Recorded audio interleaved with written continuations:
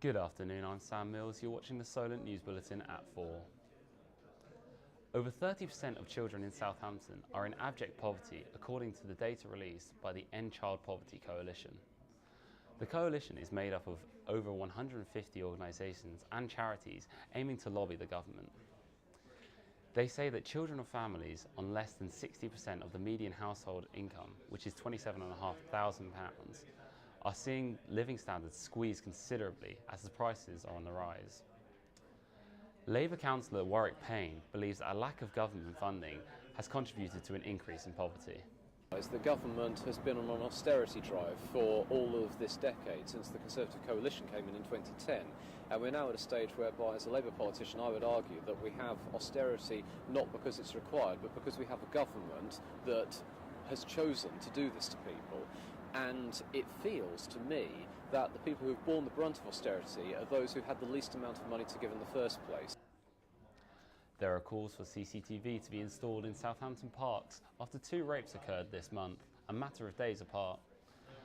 Crime rates for violent and sexual assaults in Southampton are higher than other cities of similar size, like Cardiff, Luton and Reading.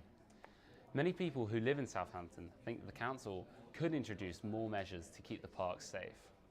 I suppose it'd be nice if there were better lighting and maybe more police presence, so you felt that there was somebody around, that if you did need help there was someone there that could help you. I suppose sort of more police patrolling the parks. They do that though, don't they? They regularly cycle around, but I suppose more CCTV cameras. I think we need some lighting and possibly some kind of police presence actually, and maybe I think we should have warnings that people don't walk through by themselves. And they should never walk through by themselves anyway. Council Chief Simon Letts insists that residents will be safe if they take the appropriate precautions.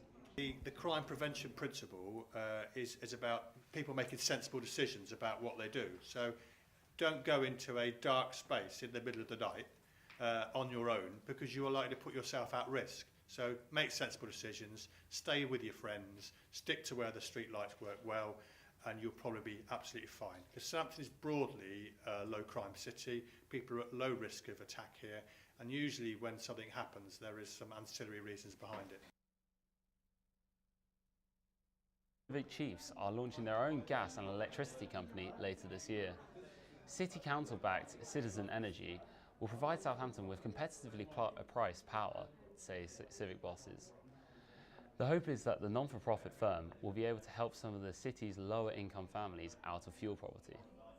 However, the scheme has come under fire after Taxpayers Alliance branded it ludicrous for the idea of founding an energy company using taxpayers' money.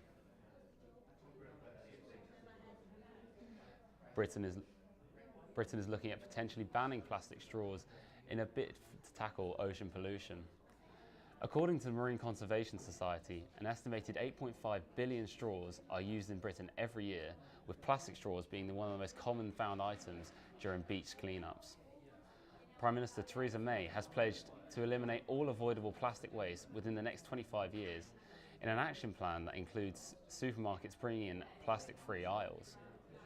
Lynn Bradshaw from Greenpeace Southampton explains how she believes this problem can be tackled.